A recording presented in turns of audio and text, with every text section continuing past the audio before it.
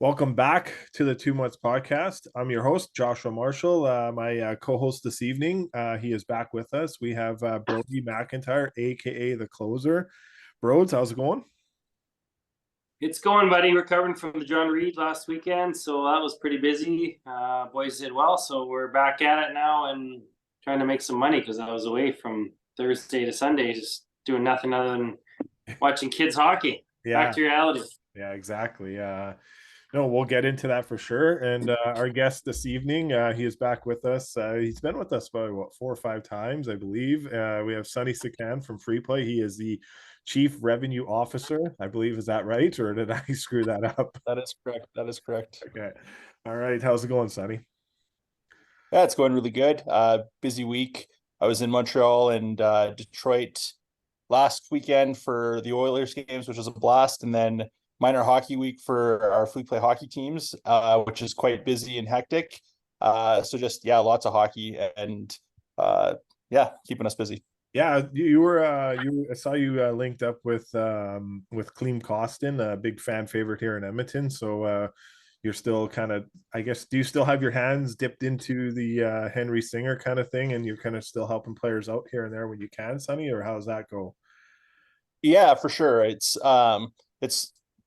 by appointment, kind of like I was obviously at Singer for 14 years, and you develop relationships with a lot of people, not just the hockey team, but fortunate to have made relationships with a lot of the hockey team, and that's always fun. And getting to help those guys with something that some of them care a lot about, some don't. But yeah, Clem was a guy that's just a really kind person, and he there a friendship kind of developed. He was in enough shopping, and then we have a mutual friend that he was quite close with, and we were all kind of bummed when he left. And then just the way it kind of worked out, the Brick committee was going to go and check out some other cities. We'd finally been invited out to see what they were all about. And at the time we were planning it, we didn't even know he was there, and then landed. And it was funny. I actually took stuff with me to Detroit for him from Henry Singer. So he came and hung out with us a bit in the hotel and got stuff fitted up. And then, he was pretty bummed. He was healthy, but he wasn't activated that day. Yeah. So I think he wanted to play, and then ended up being an awesome experience. Just a great guy. Got to go in the dressing rooms and meet some of the players, and just that rink is spectacular. So really fun. Yeah, I heard it's quite the place. And yeah, Broads, you obviously had a big weekend with the kids. Your son's team, they won bronze at the John Reed, and overall experience and obviously a proud father moment of how great your son played, and a lot of great highlights on Instagram of his performance. But thoughts of the tournament, your son, and the big obviously the most important thing is winning bronze and kind of capturing that for that team and that coaching staff. Yeah, well, it's a pretty big tournament, right? You're talking the best teams there's a team from Arizona, there's an elite team that came from Toronto, just loaded full of talent. Playing this Edge team out of Calgary. They're probably the best team in Canada. They're ranked the best team in Canada. I don't know how official those rankings are, but they're loaded top to bottom, right? Like, so for a club team to come out, we can only pick kids from St. Hour. They can pick kids from wherever they want. That Toronto team had kids from all over Toronto.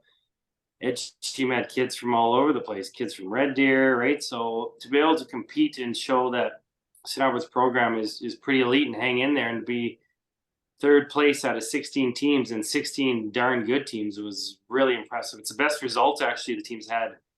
I think somebody said 1989 or 1990 was the last time they did that well. So Yeah. huge showing for the team. They did fantastically well. I couldn't be prouder of the whole group actually. And the whole experience that Jeff puts the team through is fabulous, right? He's got interviews. He's got lots of stuff that doesn't really involve hockey, to be honest. Like on the Wednesday night, they all go put their gear in this special room that they get to use. It's actually the U18 girls team. They get to use their room.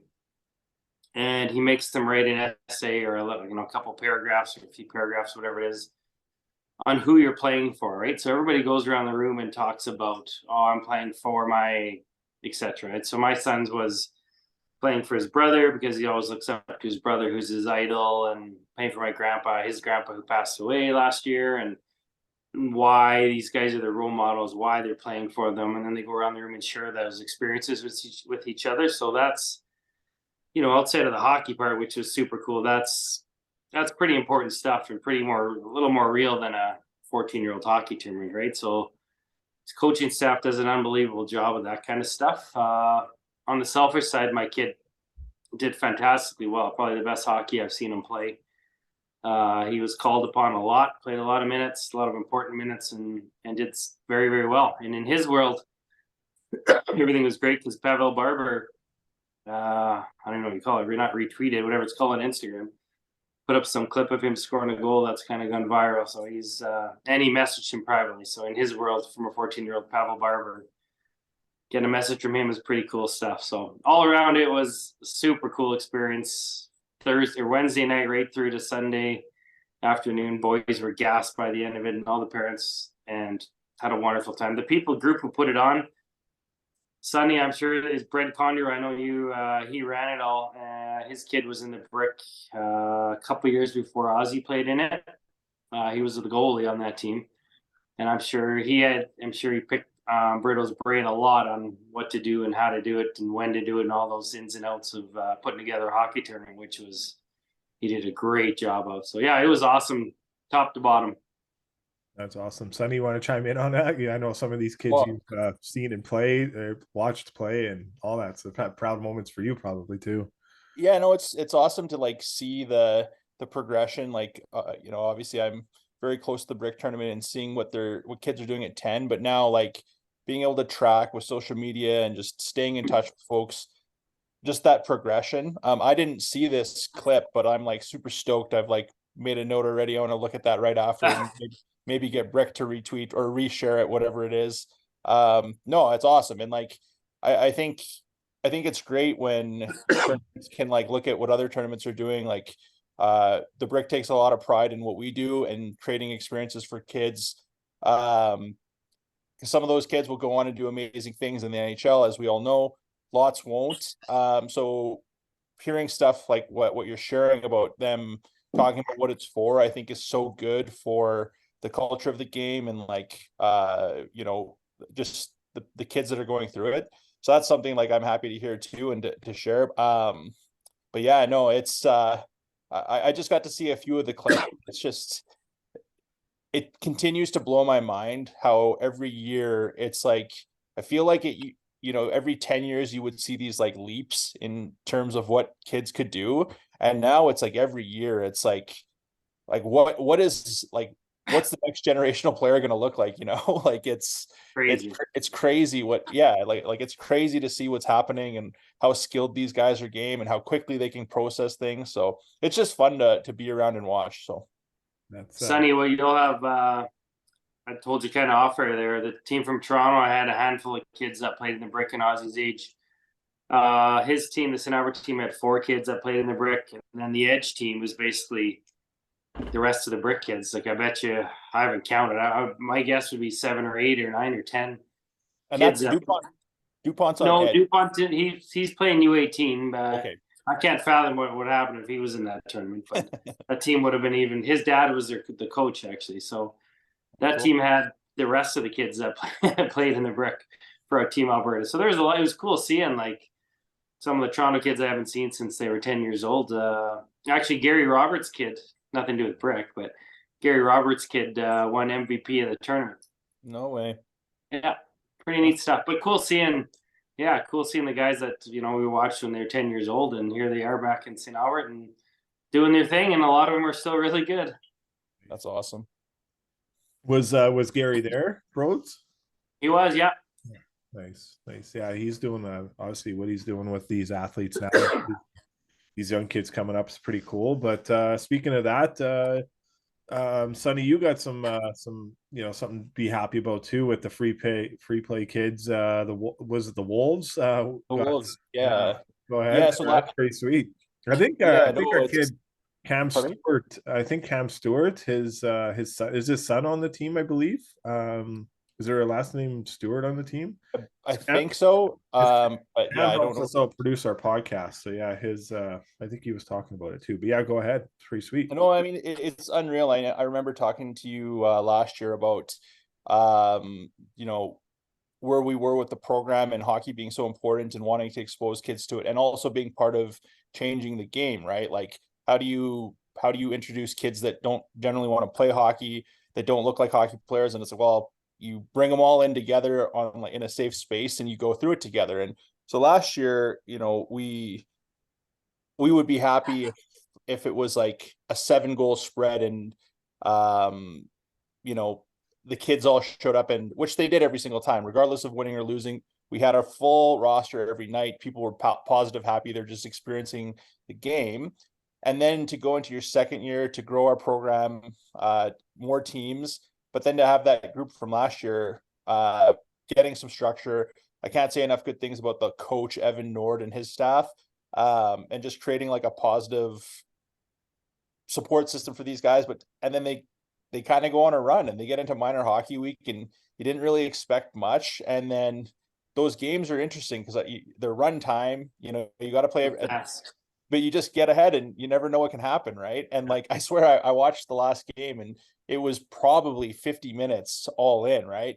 And they just, you know, that belief starts to creep in. We've seen this so many times, and then suddenly it's like they're playing for each other. And you know, we have a big group messaging system at Free Play, and it's like, okay, they're in the semis, and then wow, they won the semis, and so then now all the staff are there, everybody's so pumped for these. And it was a great game, and it literally went right down to the wire. It was, they lost 3-2 to a Sierra team, and they threw everything at them in the last couple of seconds. But again, just for the program to within a year to get to grow that much is just like phenomenal. And that's what Free Play is trying to do. It's you know, I've said before lots of times, we don't actually care about the outcome. We want pathways for kids that won't get into sport to have access to sport. But it's nice when, you know, what you're doing is working and you are getting results. And hockey, you know, truthfully, I didn't expect hockey to speed up that quick, because if you've never played the game before, you got to learn to skate, you got to learn all these things, right? Like, yeah. And if you're learning at like 12 and 13, it's harder than if you started as a child, right? So like our Free Play teams in other sports are dominant, right? Like soccer, but basketball. But so it was a real point of pride, and you know, we were happy to share it with like lots of sponsors, and it was great, and the kids are still pumped, and it gives them something to build off moving forward. So we're super happy for them. So what's so next? how does Free Play work for the people who don't know, for the hockey specifically? So what we do is so everything starts like in these grassroots programs. So Welcome to Play, which is like our first point of contact with lots of kids that are refugees in the resettlement process. Then through that program, we will work with their families, encourage them to like, we'll show them the schools that we're in and say, hey, like if you want to have this ongoing support, go to like live around these spots. And so then they get into the elementary schools that we're in, and then we're the free after school care. We start to like, they get into those programs. And then when they get out of elementary, and they're into junior high and high school age, we go to the kids that are in our program that want to continue to specialize in a sport. And as soon as we have enough interest for a team, we do the registration, we hire the coaches, we get the uniforms. If they need rides, we take care of that. So it's just like we take care of everything. Equipment too? Pardon me? Equipment? Yeah. So we'll work with like Sports Central and get stuff like that. We've had stuff donated from like Bauer directly. Like we are part of Every Kid Deserves a Shot in the Edmonton Oilers Community Foundation. So that helps. Darnell Nurse is our ambassador. He's a great friend of the program. So he's arranged for like hockey sticks for the kids. So the whole, like everything about Free Play is just to try to make it so that all the kid needs to do is want to play. And then, you know, we'll go from there. And, you know, my job, you know, some of the kids think my job's super hard because I got to go and have these conversations and make these pitches, but like their job is the hard job. Like they're the ones that have to figure out how to get these kids from A to B and in between. Like, and they're amazing. Like we had we had a tournament day. We had 400 kids that were supposed to come to a location, and our bus company called and said, sorry, Edmonton Catholic switched their early dismissal day. You have no buses. So our team, our team literally mobilized and moved 400 kids on Uber in like the drop of a hat. Like, so the kids had no idea what happened. And so that the kids just get to continue to have that space. So it's awesome. And I don't want to go too much into it because I don't want to take away from our hockey chat, but like, it's just awesome seeing that the communities we serve, like we're saving families on childcare. Like it's $1,000 for childcare. You're saving money on like food because we feed them daily, saving money on sport and it's getting crazy expensive, not just hockey. And that for a lot of these families allows them to like speed up, getting comfortable in Canada, or like a lot of families are single parent homes. It allows them to like put themselves into a better financial position. And then the end result is like kids that have life skills and pathways through sports. So it's pretty phenomenal what Tim created and what they're doing. And like, I think we're currently at like 4,500 kids going through the program in a calendar year. So it's amazing. And it probably keeps a lot of these kids on the straight and narrow, giving them structure and for sure, something to keep them busy, right? For sure.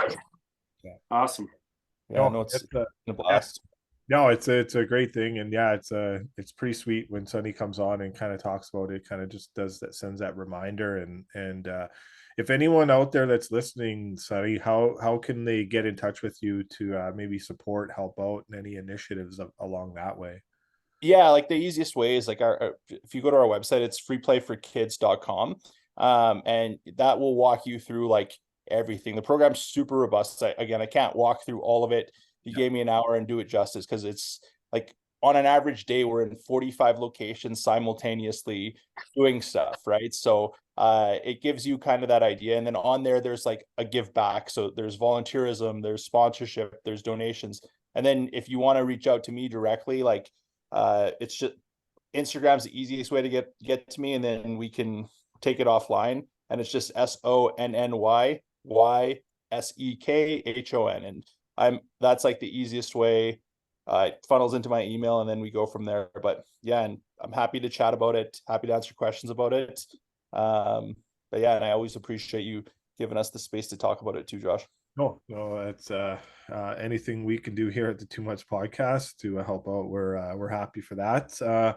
I think another great moment, Sonny, that you guys are going to be pretty happy about, and I think a lot of people in the Edmonton community, it has a good following with South Asian hockey. So the Oilers are going to do their first ever, from my understanding, South Asian night. The Oilers have already created a logo for that. Can you kind of talk about that and how special that is, the logo, and planning that goes into that, and are you going to be and where your involvement is in that? Yeah, it's like you hit the nail on the head. I think the South Asian community, I think it's like front and center in a lot of cases with hockey, because you see Hockey Night in Canada and Punjabi, you see Harnarayan Singh, you now see Tony Brar. So like in Edmonton you had Jujar Kara. So like I don't know what it is. I don't know why there's the draw to South Asians and hockey. Some say it's when a lot came over during the heyday of the Oilers, and it was easy to fall in love with Gretzky. Some say it's, field hockey, super common back home, but for whatever reason, there's that affinity for the game. And so you haven't seen a big number of players or from really any ethno background, right? So when something like this comes up, and the kudos to Oilers for doing it, but these have been going on for a little while, and it's just special, right? And I give like Up in a Hockey credit for creating the platform that they did, and kind of raising the profile of kids in the game and getting involved with like these games abroad. And I think that gave some confidence to some kids here to like want to try and do this. So there's a group here that was like pretty aggressively trying to get in there and showcase what was happening. And so I was approached by that group to kind of help them out. I've been on a lot of boards doing governance, that kind of stuff.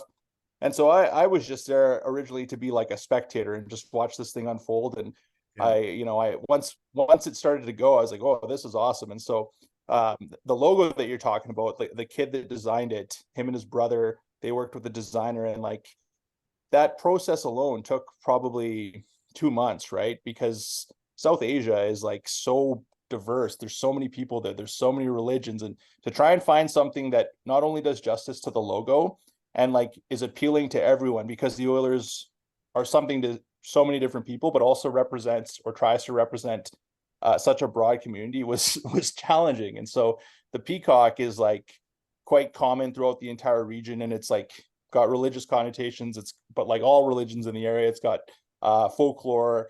It's part of design and art, and they're just everywhere. So they came together and they made this logo. Logo is actually designed and ready to go before the Canucks had their peacock logo. Interesting.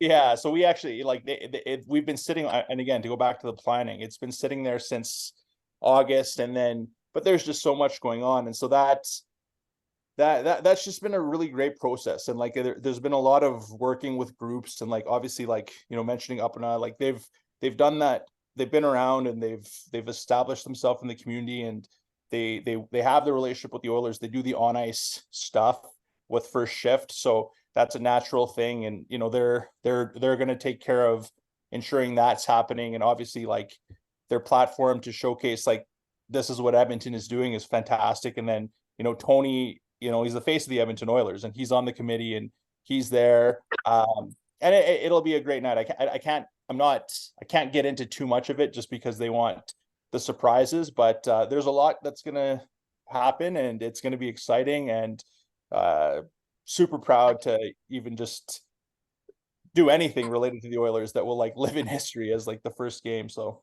Yeah, that'll be pretty Cool, sweet. man. Codes, you have any comments to that? I know it would be pretty special to kind of watch that or be a part of that too if you're at the game or watching it on TV. So Well, I just think it's a great idea, and it's looking forward to checking it out. And the broader it gets, the better we are, right? Is yeah. get more people involved. It's beautiful. I love it. Oh, it's good. Even the ones that they've had throughout the US and whatnot, and they're pretty sweet. I think the Winnipeg Jets just had one not too long ago, so that was pretty sweet and pretty special. Was it this year they had theirs? Jets like had one this yeah, year. They've done it they've before. done a couple of yeah. They did one, and it kind of like broke the internet a little bit because it was they had a youth choir that sang "O Canada" in Punjabi, Yeah. but it was like a word for word translation. So some people, I mean, I think I said this previously, some people hated it, some people were indifferent. It's not even that you piss one off or the other. It's like someone's gonna be mad, but it was great, and like they did a really good job of it. And I think I mean, and I know we've talked about this a lot before, and I know that diversity in hockey matters to all of us on a very personal level. But like the Oilers, they're doing the Turtle Island game. So that logo is awesome. Lance Cardinal designed it. There's a Black History logo that's like so good. There's the Lunar New Year to represent like Asian culture. Obviously, last week was Pride Night. And so, I remember the last time I talked to you, Josh, we were talking about like how we felt with Gary Bettman banning like these games. And the jerseys and warm-ups, right? So yeah, and we kind of were like, well, do we really think that the teams are going to listen? And like, and players have started to do what they want to do. And I think that's important because it's a far stretch to think that hockey will become basketball or football or any of those things just because of like the global appeal. But it's these little things or seemingly little things that mean so much to the groups that it matters to that will actually help grow the game, right? And like suddenly you feel like, oh wow, maybe I do belong at the table. Oh, maybe these guys do care about me. And then you start to have that interest. I don't know. Like I could go on and on about it.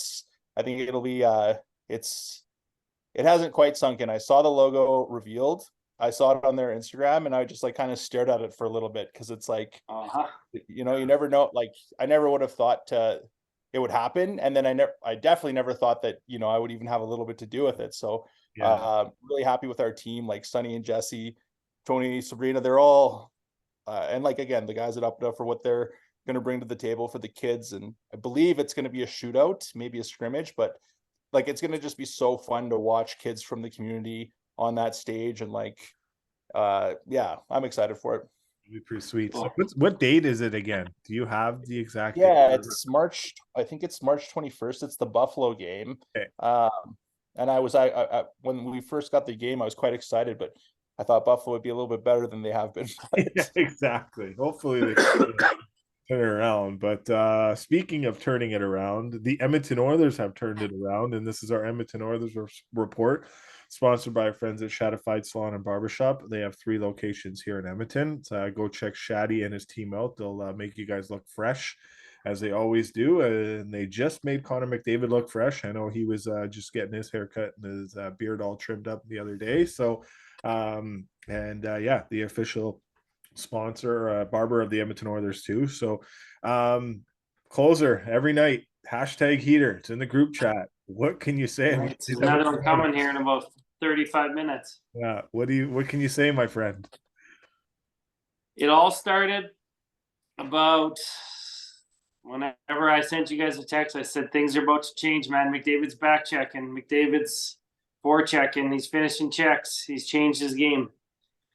And as soon as he started doing that, the rest follows, right? It's literally as simple as that. He's doing it, and he's doing it the right way every single game. Whether he is getting 4 points, 1 point, it's pretty rare he gets 0 points, but it's noticeable that he's changed his ways. And that's why they're on a heater, man. And it's not going to stop until he decides I'm not back checking anymore. And you see it every game, and I love it. You just saw it today on the intermission. Stauffer, I got it on mute, so I don't know what Stauffer was saying, but they showed, excuse me, the clip of McDavid, and it wasn't him toe dragging or making a skating fast or doing anything super cool. It's him sitting on the hash marks, scrapping with some guy, rolling around the ice, right? Just being tough, finishing checks, and being engaged, showing his teammates that he wants it. Yeah. It's literally as simple as that, I think. And therefore, now their D zone's tighter. Everything's just better. And they're doing this without McDavid and without Draisaitl getting 3-4 points every game. Yeah. Right? They're not even in, they're just like, I don't want to say they're not great, but they're just really good NHLers at this current point, right? They're not on the score sheet. Right? You don't see them 3-4 points. There's lots of other people chipping in, and it's because they're all playing the right way. They're spending a lot less time in their own end, and it's great to see. It's these guys could be cup bound, legitimate cup contenders just because of the way they're playing, and it's about time. Yeah, it's interesting. Like, I know Drew Livingstone. I don't know him personally, but I know he tweeted out the Oilers' 14-game winning streak, and he's talking like the way he tweeted it out. San Jose 32nd, Chicago 31, Anaheim 30, Columbus 29, Ottawa 28, Montreal 26, Calgary 24, Seattle 23, New Jersey 16, Detroit 17, or Detroit 15, Kings 14. You can see the theme, but it's just like, I'm always in my situation. I'm like, at the end of the day, these guys are professionals. This is the best. These are the best athletes in the entire world. And this is the National Hockey League, and anyone can beat anyone on any given night. So it doesn't matter if you're in 32nd or you're in first. There's a lot of pride that goes on the table for these guys, because they don't want to lose their jobs, because the paychecks and the great things that happen, and it's just a great league. But yeah, it's hard to, you look at that and you're like, oh, they're beating up the bottom of the standings. And it's like, well, not really, because done a really good job beating up almost everyone. So there's always an excuse. I think PK Subban going at them on Twitter is kind of interesting. So I don't know where that kind of comes from, but if he's just doing it to get more people to get engaged with him, or Of course he is. or that's probably what it is at the end of the day. But Sonny, your kind of thoughts. I know you really want to talk about the Oilers, and there's a lot to unpack there, but I don't know if you're going to agree with what Brody was saying, and you kind of have your own situation there, but they're obviously a pretty scary team. Yeah, I think Brody's spot on. I think you have to you have to talk about Leon in it too. Like, I think it was 2 or 3 games ago. I don't think he had a point, but I remember just being like, wow, like he looked like Kopitar, like no defensively so sound, like he erased so many plays, doing everything right. And then I think to Brody's comments, like McDavid's going in, finishing checks, roping up Dickinson today, standing up for Ekholm. Like Yeah. to me, that signals a mindset from two guys that have a lot of hardware in their trophy case that they probably don't care about. Like they're singularly focused on what do we have to do to get the one we want. And the scary thing is I think that they probably both could still go nuclear, right? Like, but like last They year, will, not could, they will still. and that's the thing, right? Like it's last year when McDavid scored whatever he had 65 goals and whatever that many points, started part of me thinks like is like freakishly out of this planet he is. Does that wear on a guy as you get into a playoff series? So like, does it make more sense for him to like do what he needs to do, but also pull the rest of his teammates into the fight? And then those guys know that come playoffs, like there's a couple more gears to go. And then again, Knobloch, I felt bad for Woodcroft, but like, I mean, it's a results-based business and they weren't getting them. But what I've liked, and, I watched the first period too, is like, some people might say like, well, why is he loading up against Chicago? And it's like, well, he's not complacent. He's going to tinker and he's going to continue to experiment because he also seems to want to know like what is going to work. And yeah, I don't know. He used the word stale, right? He said they look stale. I'm going to muck it up. We're winning, but didn't look good in his world. Yeah, and I think they're, I think a backup goaltender for me would still be. I mean, and not to take anything away from Pickard, I think he's played like great when he's called upon. But not that you want to think about it, but like if Skinner went down, it's like, do you have a goaltender that you could do a cup run with? And there's going to be stuff that comes available probably in short order here as teams like start to drop out of the race. And then it just starts to become like asset management. What are you going to actually go for? I like him though. Like it's, I remember being super bullish on him at the start of the year and then trying to hide in a hole somewhere as they went. But I still biggest fan, cheered for him every time. But yeah, I mean, like, and there's so many good stories this year. I think like the Hamblin story is obviously like so awesome. Like local kid, the goal with his mom, and like Desharnais is a great story in himself, and like just like everything kind of coming together. I think Perry could be like a scary piece. That's like a guy that you would have night if he was still playing for Chicago. That's a guy that a team like us or a team like Tampa or a team like would give up like a prospect for this 100%. run. So we got him for free. Well, I mean, obviously we're paying him, but we didn't have to give up any assets. And I think of having someone like him and someone like Kane in the playoffs, and like, Huge. it's checking a lot of boxes. It's and I Knobloch, I had no idea who he was. And he's just been super impressive.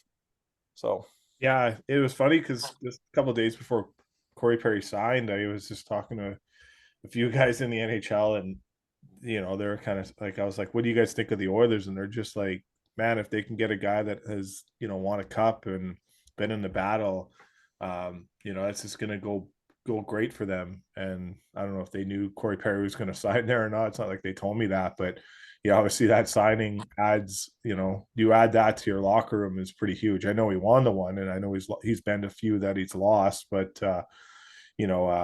just the fact of him being there, knowing how it takes to win, and where he's won at every level he's played at in his professional career and junior career. He's won, so that weighs a lot. And I know the last time Bob Stauffer was on with us, he ran off all the great winning streaks Chris Knobloch's had, because Stauf has been a fan of his for a while. And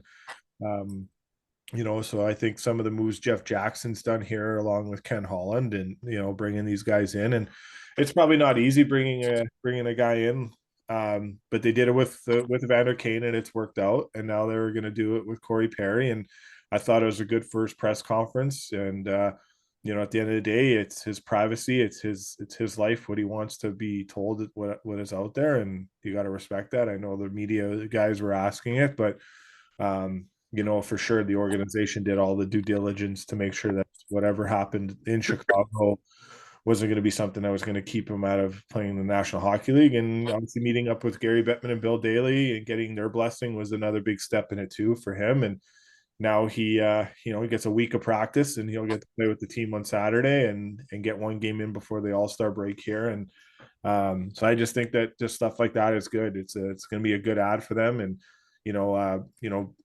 probably about 2 months today, Broads, before Ekholm was traded here, you were the first one kind of clamoring and saying we need to bring this guy in. And his record with this organization at his first 63 games is quite remarkable, isn't it, closer? Yeah, it's nuts. And I was saying before they got Perry, they can't. They were still on the heater, still, right? And I was thinking they can't be going into the playoffs with a fourth line of guys all my size, right? You can't have Gagne. There's 3 or 4 of them, right? And I was like, they got to fix that fourth line. Sure, it might be fine now, but it's not going to work in the playoffs. So they need to get bigger. And since then, they've got McLeod back and Corey Perry back. Yeah. And Corey Perry, I don't care whether he gets 1 point leading up to the playoffs. He is going to be fantastic in the playoffs. He's going to score a goal that wins a game. He's going to get somebody's going to struggle. He's going to end up on the second line power play. He's going to bang in a goal off his butt or off his knee or whatever it is, and he's going to antagonize. He's going to draw a penalty, and McDavid's going to go out and score. He's exactly what this team was missing, and a fabulous ad, regardless what you think about his off ice, whatever happened. Nobody knows, but yeah, perfect fit. And I think the Oilers could still add another one of him. I'm sure they could say they need another top 6 forward, but what team doesn't want another top 6 forward? I mean, they have 5 already. 5 is pretty darn good. I don't think there's very many teams, if any, that have 6 top 6 forwards. So I think if they can add another bottom 6 forward and it's a little depth, I'm not too worried. Like Sonny said, Sonny said, get a goalie. I'm not too worried about that, to be honest. I think if you lose Skinner, you're probably screwed no matter what. But maybe bring back up Campbell, and you're probably not going to win regardless if you don't have your number 1 goalie. And generally speaking, teams go with a 1 goalie down the stretch and through the playoffs. So I think they're fine with a goalie. I'd rather spend the money, your assets on bottom 6 forward and some defensive depth just in case somebody gets injured. Or an upgrade. Oh, what a goal.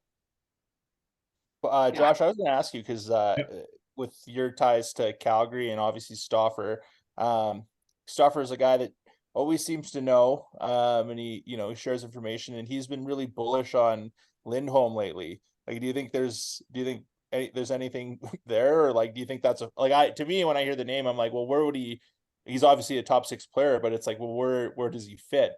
Is that well, he's obviously, I think Hannafin's going to resign, and I think they're going to find a way to get they're going to find a way to get Tanev re-signed.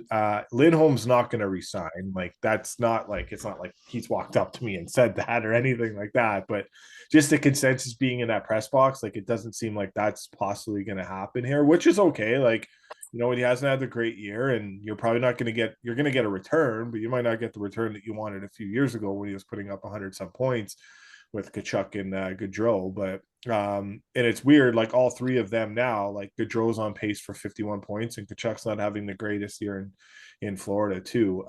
He had a really great year last year in Florida, but hasn't been this case here. And Lindholm's now kind of had this struggle, but I don't know. I have unless Calgary's completely out of it, which is not good because they're losing 3-2 right now to the Blue Jackets, and this could now start a losing streak for them. And this is where things could happen. And a great story of Oliver Shillington kind of being back in the lineup is probably the focal point of tonight's story for the Calgary Flames, win or lose, but obviously you'd want to win. But yeah, I don't know. Lindholm, I find it hard to believe. I think the guy that I think we're not really looking at here, and I know him personally, but like, if New Jersey really falls out of it, because they've been banged up and they lost again tonight to the Carolina Hurricanes, but Tyler Toffoli just had a hat trick, and I think that's a guy that his name needs to be brought up a bit more here. And that's a guy, if I was an Edmonton Oilers in management or a player or anything, that's a guy I would be focal pointing. I know him, but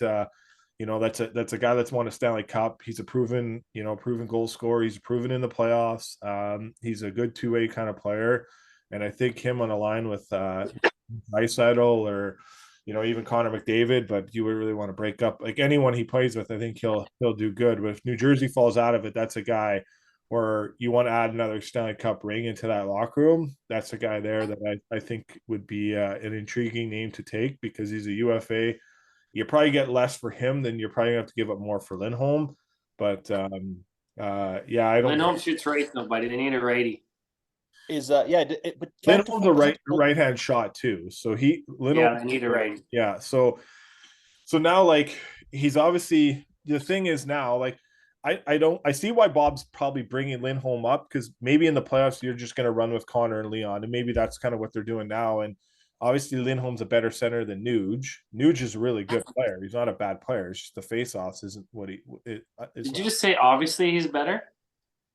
Well, like he's like it's not a like Nuge is a top 6 player, but Lindholm's a better player than him. Yeah. I think personally, like overall, when you talk about overall game, he's kind of a better player, in my opinion. Like that's just my thoughts. But in getting right-handed centerman, just like getting right-handed defenseman, is pretty hard to get. But I can't see Calgary doing that. That'd be it's not like they've done trades before both these organizations, but I don't see a Calgary Flames trading Lindholm unless it's like a first round pick and a top prospect and an everyday NHL player. So you're probably got to give up a first this year. You're probably going to give up like I'm not saying Broberg because I don't think Broberg's ever going to make the NHL. Like I don't think he's going to be a full time NHL player that plays 400 games. But the Oilers don't really have a lot of prospects to trade with right now too. So they haven't done like they don't have anyone kind of knocking the door that you're really you're going to look at too. So I don't know. It's just first round picks, and if Calgary's willing to take picks and not a prospect, I don't know. But the price will be pretty high, and Calgary doesn't need any money, so that's another thing too. You got to look at it in the history of the Flames. The last I think 5 years, they've only ate one contract in return for salary. And I think actually dating back to Tree Living's time with them in the 9 years Tree Living has been there, I think only twice or three times he's ever retained money on a contract. So I don't know how the Oilers would fit that in cap wise if the Flames aren't going to eat any money. So that's just something I think to look at too. So because it's just and they haven't really made a trade. Sorry, they haven't really made a trade together. Anybody that high up the lineup, right? It's usually just a random depth guy. Yeah, a little lower down the old. It's your Brett Kulaks. It's your obviously Gagne's on a trade. He's a signing, but Kulak was a trade. The biggest obviously is Ekholm, but that was a hockey trade at the end of the day, right? That was, a proven NHL player for NHL player. And then Reed Schaefer got thrown into it. So, and it unfortunately hasn't worked on the other end for Tyson Barrie going to Nashville, but yeah, I would be surprised if that is the case there in that situation. But you never say never. There could be something, but that would you probably have to do a 3-way trade to make that happen, and then the Oilers are going to have to definitely sweeten the pot for sure. But I think all signs kind of point to Lindholm going to Boston in my eyes. Like that's kind of where things might go. That's perfect, yeah. Probably the biggest return get, and they keep losing games here, which they are. It's unfortunate. I think that'll be the thing Craig Conroy does. And, it's up to Noah Hannafin. Noah Hannafin has a $60 million contract sitting right there on the front of it, on a desk, welling if he wants to sign it or not. And that's up to him if he wants to take the 60 million or not. And he has not, he that was there first week of the season, and he has not, he was about to sign it. They went on a skid. They started playing good. And now they're where they are now. So, but and they've lost 2 players on waivers today, so that was a tough blow for them. And AJ Greer just got so you're gonna definitely need, but obviously Oliver Shillington coming back and looked like he's playing pretty good. He's moving the puck. I'm just watching this game now. He just made a really great pass to Kadri up the middle. So he's playing, man. No expectations on your first game back. Correct. Yeah, just go and play, right? So and a lot of talk that he was going to get in the game after the All-Star break, but he got in here before it happened. So So good on the Flames for doing that.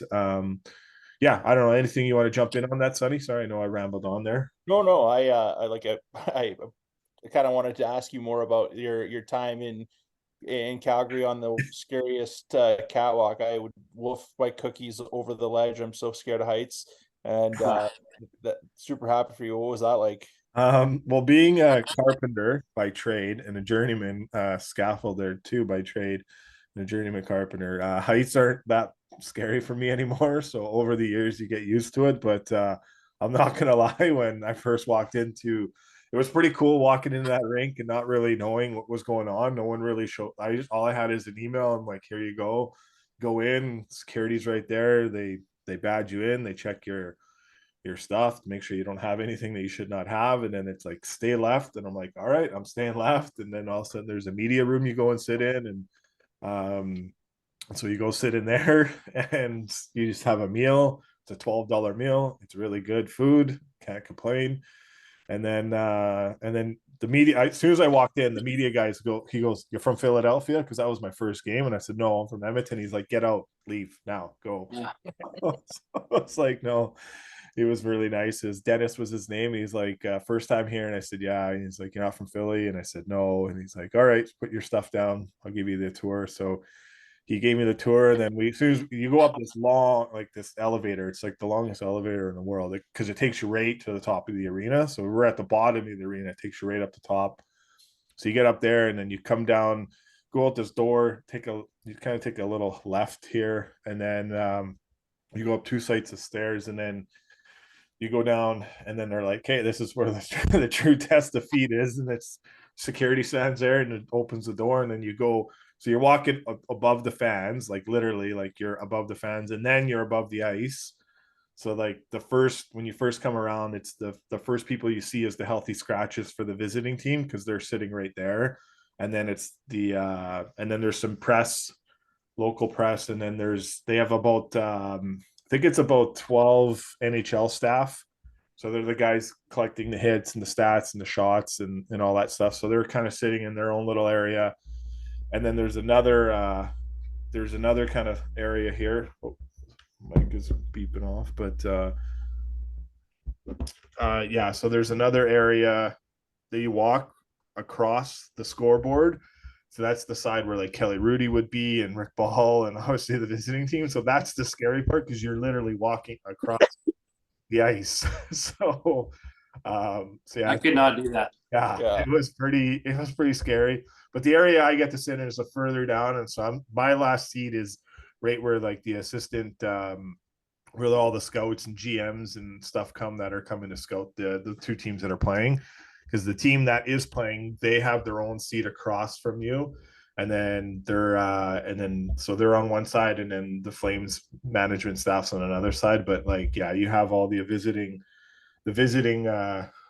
players, our visiting scouts and general managers. They kind of sit next to you. It's kind of cool because you get to network with them and talk to them. They want to talk to you.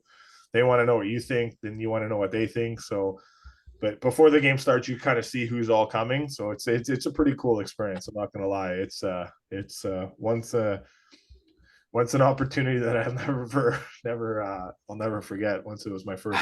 Yeah, cool, man. Yeah, then it was pretty cool because like the Flyers game was my first one, so we went down. So you got to leave after the 4-minute mark at the like to get down because the media room that we sit in to eat turns into the media to the press conference room for Ryan Huska for the head coach. So they transition that room right over to everything else. And then so we're going down the elevator with all the Flyers healthy scratches. So like Mark Stahl's in there, so they're all wearing tracksuits. And so one of the TSN guys asks Mark, he's like, no suits? And he's like, no, Ford said tracksuits all year. So yeah, and not one of those guys. I think Bobby Brink and a couple other young guys were with him too, and they were just like, yeah, Torts is an amazing coach. He's an amazing person. The stigma or the word about him out there is very wrong. So he's actually a really good person. Totally wrong. Yeah. So yeah, just endless amounts of good stories that you heard and all that. So it's interesting because once you come down, the visiting team, like they kind of walk right by you. So the second game I was at, all you hear is F this, F that, because they lost, right? So Calgary won. So you can just, you hear, and then the coach is mad. So it's like, and it's right in front of you. So it's like kind of cool. And then yeah, that was kind of a nerve-wracking game, that second game. And I think that was against the Coyotes.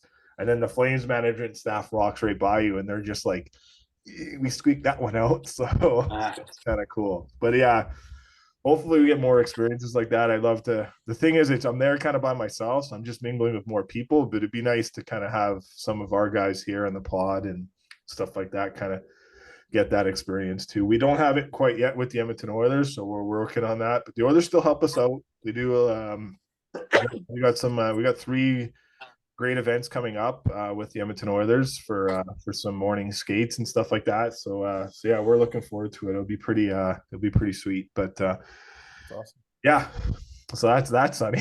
I know you're asking about it, but yeah, it's not bad if you're afraid of heights, you don't want to do it. So yeah, I wouldn't. I like yeah. flat out. I don't think I could do it. Like I think I'd just be like, I'll just stay over here. But no, I'm like I said, I'm just happy for you. It's that's awesome, man. Yeah, it's quite cool for sure. So definitely pretty sweet. Let's go to a commercial break. We'll be right back. Let's hear from a few of our sponsors. Coach Rupper here from Mutts. Thanks for tuning into the podcast. Now let's grab a knee.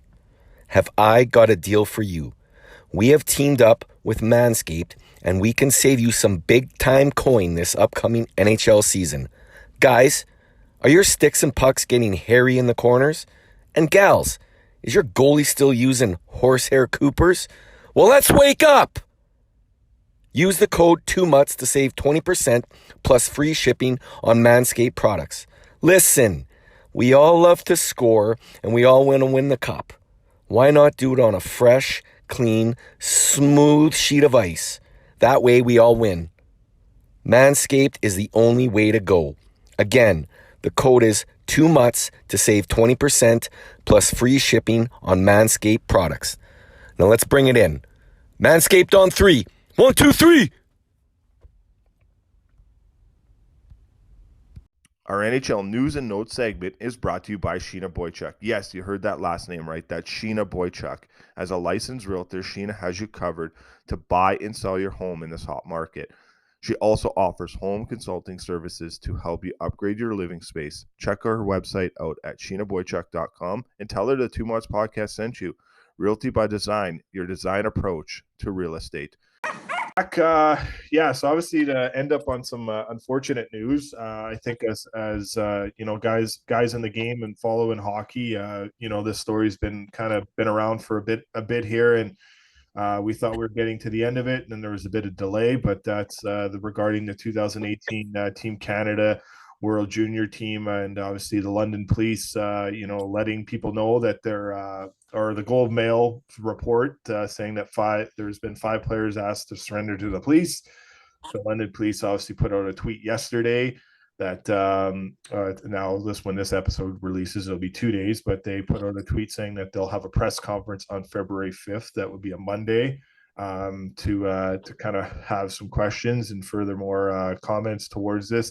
The NHL and the NHLPA have been very silent to it. I think we all saw Daniel Briere's press conference the other day too, on not much he can say. And Lindy Ruff was asked about a few players on his organization team, and he does not know what has gone on there too. So obviously, you know, very tough situation, obviously, for the people that went through this, but you know, we'll throw to you first here, Sonny. Your kind of thoughts. Looks like we're going to kind of have a resolution to this situation that's happened for a while, and obviously the resurfacing of the 2003 team, World Junior Team, is brought up too in this, and obviously, you know, sexual assault is not good in any which way, and you know, justice has looked like it's going to be served here, and we'll see what the outcome is from the London Police and what discipline the NHL and the NHLPA have to this too. But your thoughts on kind of what you see from what we kind of know right now. I guess, like, from what we know right now, I mean, and I think innocence until proven guilty is like important. You know, justice courts have to do their thing. not surprised by these allegations. I'm not surprised by these types of stories. I've talked to you both a lot about like something being wrong at many levels of the game where conduct like this doesn't surprise someone like me that's been in it for 30 years. Feel awful for the people that had to go through it. I have a little bit of empathy for, what would have been 18, 19-year-old kids that probably made decisions that they will go on to regret forever. And make no mistake, they should and they will if proven guilty. And what I hope comes from that is an example to generations of hockey players that are coming as we're trying to grow the game and make it safe and inclusive for women and different ethno communities, non-binary people, that like this is not going to be okay anymore. And hockey's day of reckoning is here. And it's going to be ugly. And I feel sad for what undoubtedly will stain a very proud organization that we all we're super proud of for a long time in Hockey Canada. But maybe that's what it came to, right? And maybe like I said, all I hope is that from it a lot of good can come, and I hope that the people that were impacted in it get to move on and have some closure and healing. But it's ugly. I hope that all parties involved, their respective teams, I hope it's handled well, regardless of the outcome. If it's a bad outcome, it's owned up for. There's not excuses made. This is how we're going to move forward from it. And that's what I hope comes out of it. Yeah. I know when Craig Button was on with us, when this all broke back over a year ago, the sad part, one of the things he said was that it's unfortunate it took 21 cases in Hockey Canada for this to be a situation. There's been obviously more. Yeah. Is that what it is? This was the 21st case of a situation of, that in terms of this stuff, so I know that was not and that was what the reporting Rick Westhead had. And I know we took some flack once we had that interview. I ended up losing some privileges in the media side of things because I reported on it. And I know dealt with that firsthand in Red Deer, so it was a tough thing. From I'll just say, Hockey Canada wasn't happy that we had done a podcast on it so a while back, and I had a media pass going in, and I didn't have a media pass when I showed up. So for the Helenka Gretzky Cup, and and that's the smallest. That's not to complain. There's a bigger serious on the other side. There's victims in this that are really hurt. So me losing a media pass is nothing compared to what what the poor victims had to go through. But as you say, the courts will do their due diligence, and we'll see from there. But Brody, your kind of thoughts on this? Obviously a tough and heavy conversation, but it's leading all hockey shows, podcasts, and articles right now too. And it should, right? It definitely should. Well, first of all, I feel for the young lady who's had to have this over her head for the last, too many years, sadly. She's probably a broken person, right? It's really sad for her. The truth will come out. Yep, as it always does. The courts will do their thing, and if they're innocent, they're innocent. If they're guilty, they'll pay a price, and they should pay a price. I think having young boys, I hope lessons are learned and they can learn from this and grow from this. I know the coaches have spoken about it lots, and there's protocols in place now for how not to put yourself in those types of more education. And we all know from what we kind of know from just some personal people that we know and whatnot and experiences, there now is steps in place. And anyone knows Sheldon Kennedy's story. His respect group works with a lot of hockey organizations, and we work with the Child Advocacy Center in Red Deer. That's the number one sponsor that our podcast is tied to. And donations from our sponsors go there, have been for several years. And that's a place that Sheldon Kennedy started and, branched off to still tied with that, but to his respect group where he goes around to hockey clubs and has these conversations where, this is what did happen and this is how to prevent it from happening. But I think he's been very vocal about it too. And anyone that's seen articles of that or video or interviews know it too. But yeah, there obviously we'll have some more answers in a few weeks with the press conference, and then I think that will tell a lot of stories there, and then we'll see where things go from that point. But yeah, obviously It'll be public. It'll be obviously they've asked media to come out, so there'll probably be a lot of media and a lot of NHL reporters making their way to London, Ontario for this. And as we saw today, the 2003 team, that investigation is still ongoing, and there's that article too. So obviously some very tough ones, and we'll see where that one goes and leads to as well. So very very tough, very hard. We as a podcast, we got to make a conversation about it because others are doing it too, and more education and more conversations are important for this. But and thoughts and prayers are with those people that are affected by this. And if it brings back some old wounds for people that are listening, or something's happened to them along their life, we're here, we're with you, and we're thinking of you, and you're loved, and we know that you're obviously you're getting that help, and it's important to get the help to find the healing process. But we'll see what this goes now in the courts, and see what London police say on February 5th. So so I don't know if there's anything else you guys want to add to that before we sign off here. Sonny? No, I mean, the only thing I can think of is like, I don't know that you're ever going to find the source of when the crate of apples started to rot and how long the problem's been going on. But like, if there's any truth to like $3 and $4 million being spent, like, I just can't even imagine the types of programs that could have been developed and made to teach thousands of young men and women like this is not okay, versus like just trying to bury a problem. So like I said, it's just super sad for everyone, sad for the game we all love. But again, hopefully we're not going to be talking about stuff like this again because of this. So yeah. Brody?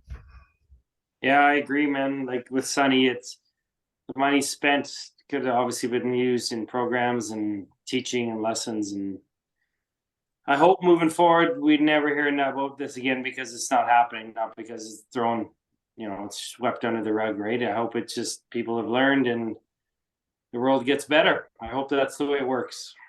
Yeah. All right. We'll sign off for this week. We'll be back. We'll be back next week with another episode.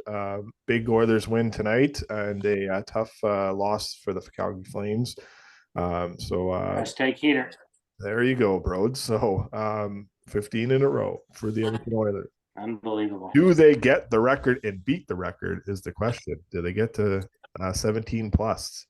I think that's the record by the Penguins. Who's your next 3 games? Nashville Saturday. I don't know after that. Yeah, I think they're off for a bit after that because it's the All-Star break, but it's kind of hard to see that maybe they won't lose again. So this could go on for a while. Really good team, and as Bob Stauffer said, I'll do it too. Knock on wood. They are healthy, so that is a good thing. All right. Everyone take care. Always be kind. Love those people around you. Reach out, have a conversation, and just find ways to support each other through everything that we all go through. And all the best to you guys. Bell Let's Talk Day was just the other day. We've done great work with Bell Media. So just remind yourselves that you're not alone, and there's always someone on the other end willing to have a conversation with you. So take care. Love you guys, and have a good one.